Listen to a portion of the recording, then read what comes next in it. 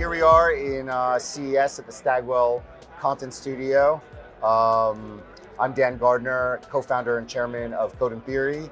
I'm here with Dan Robbins, VP of Marketing and partnerships, right? And I'm excited to be speaking today. You had some big announcements this week. Congratulations on the announcement on the integrated TV. Let's just start there. Kind of why did you do that? You know, what's the differentiation? How do you see it in the market? Where do you think you see it going? Yeah, we're really excited about the launch of Roku branded TVs.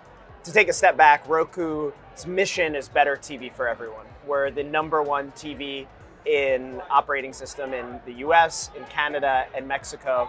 And for the first time ever, we're actually launching our own branded TVs. It's 11 different SKUs that range from 24 inches to 75 inches. And the whole goal is to bring the best of Roku into televisions, all priced under $1,000. Our mission or our vision is that all TV will be streamed. And so this is a really exciting step forward in getting to that vision.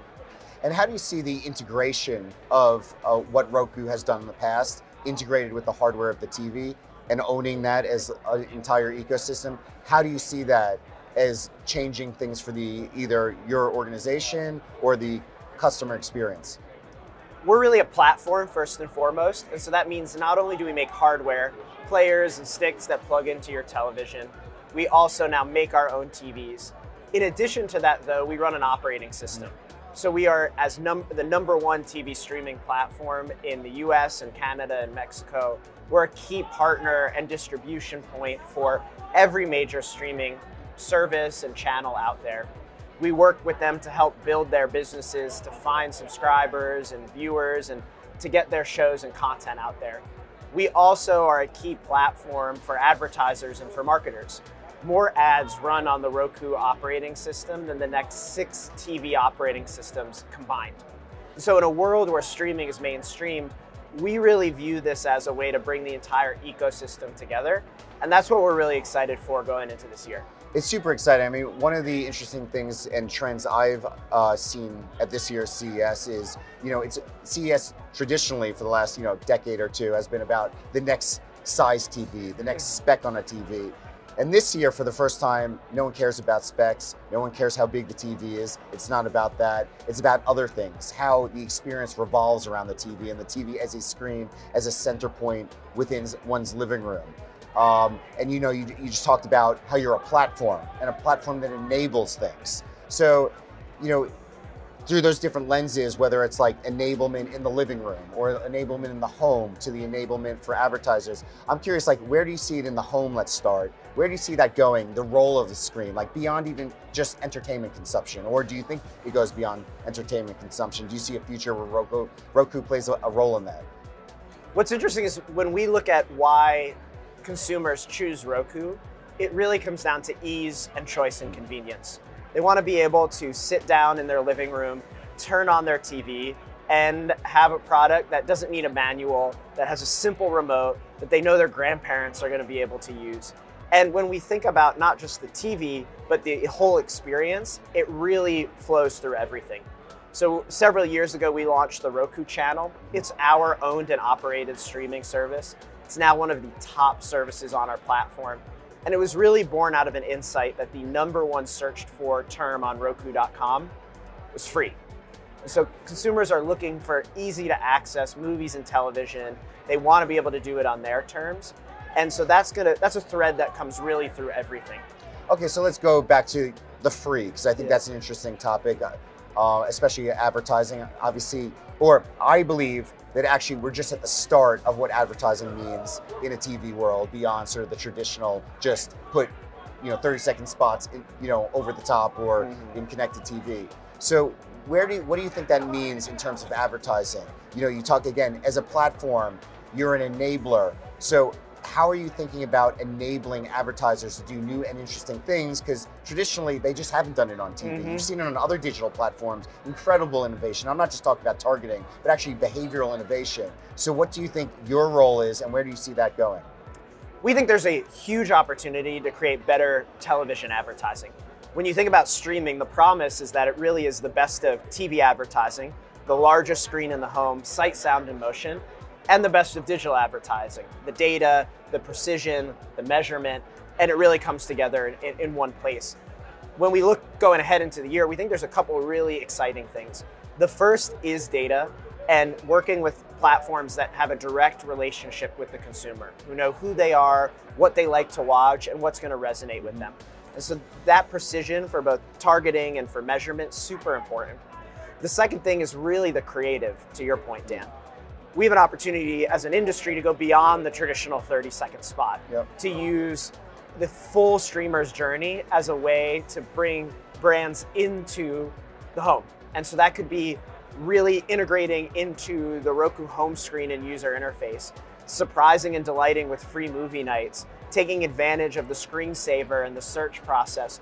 The ability to go beyond that 30-second box is a huge opportunity. And then the third thing is commerce. We believe there's a huge opportunity for the television screen to be as easy for shopping as social.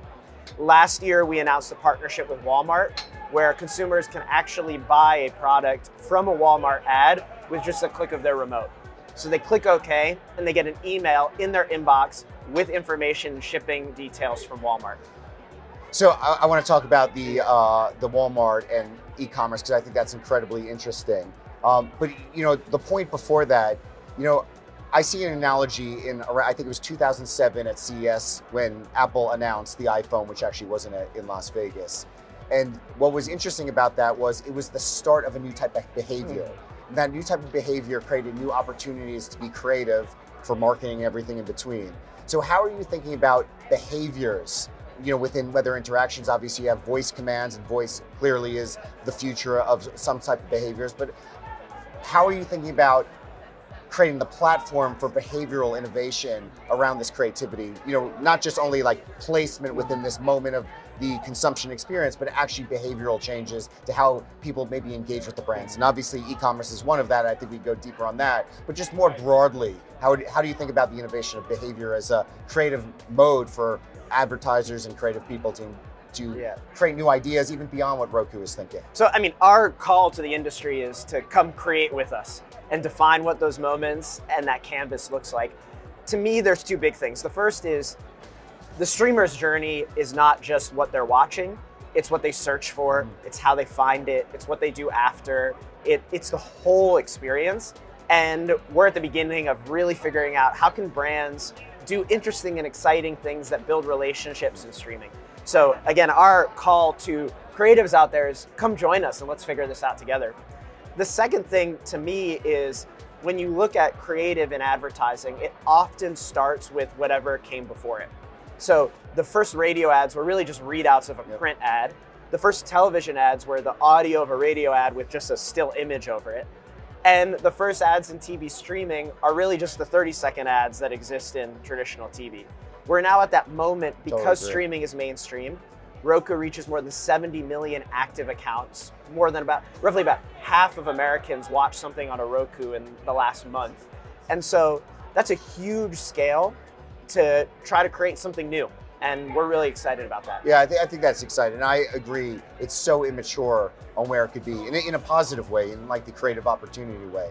So to that point, back to the commerce. So it's super interesting. Commerce and TV has been sort of, you know, an aspiration for the past 20 years, you know, and we even see it in social channels. How do you integrate and bring a more frictionless experience forward where you can convert when you see something?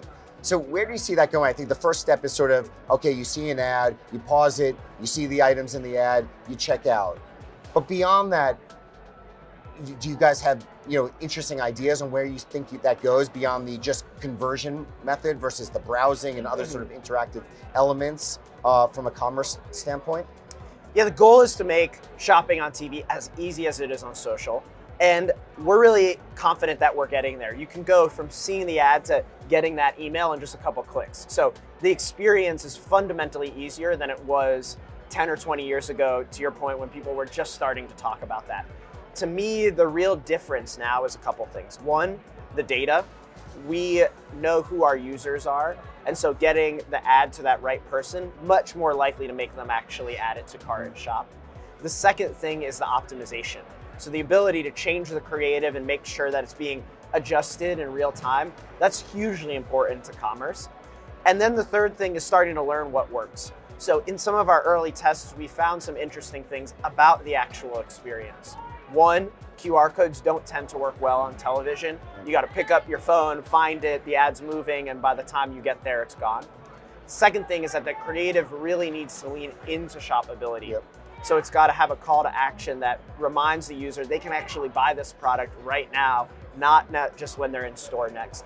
So I think we're going to start to see actually television creative meet that moment so that it really is commerce focused. Yeah, it goes back to creativity. Yep. We're just at the precipice of how to think creatively to actually make that conversion.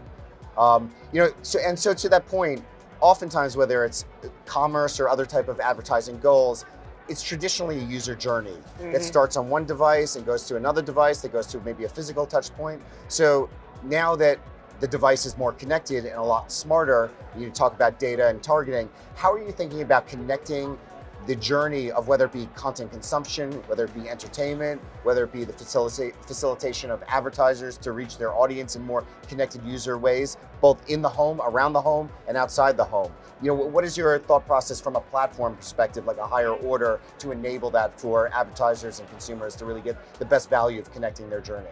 So the core for us is that user relationship and profile. So understanding what is the account in the household, what are they interested in, and who are they? And then the second piece for us is we launched OneView, which is our ad buying platform built for streaming. And the whole idea is to find that Roku user wherever they are. So whether they're on Roku, on a different streaming platform, traditional television, desktop, and mobile, you can start to buy, to measure, to change, adjust ads across all of those places in one spot. And we're starting to see some of the largest advertisers lean into that because what they realize is that streaming, while now mainstream, has to be part of a much bigger media and creative plan. And so I think it's going to be, again, very much part of the full ecosystem. Yeah, that makes sense. And the last question, what's the next battlefield for consumer loyalty in the streaming screen space? I think ad-supported streaming is really exciting. And if you rolled back a few years ago, really the bet in many ways was on subscription services with no ads. And in the last year, we've seen every major media company now has some form of an ad-supported offering. We see on our platform that ad-supported services are the fastest growing type of channel. And so to me, that's really interesting as a marketing and a brand community because it means there is an opportunity here to take the next generation of television into streaming. And do you see your role controlling the ecosystem of hardware and software, even working with other streaming partners, that you're facilitating tech to allow them to do their advertising in more effective ways? Exactly. We are, as the #1 streaming platform, really trying to pull together the consumer, the content owner, the advertiser, and do so in a way that is going to create better TV for everyone. And that we're really excited about. It's super exciting. Thanks for chatting with me. I'm super excited about this moment in time, similar again to the moment in time when the iPhone released, where you saw it went from a cell phone to something way more. I feel like we're at the point where TV is about to be way more than just what you think it is. And platforms like Roku specifically are really leading the way to create creative opportunities for companies like mine to do interesting things. So I really thank you for coming and speaking today, and looking forward to what you guys do in the future because it's really exciting. Thank you for having me. This is great.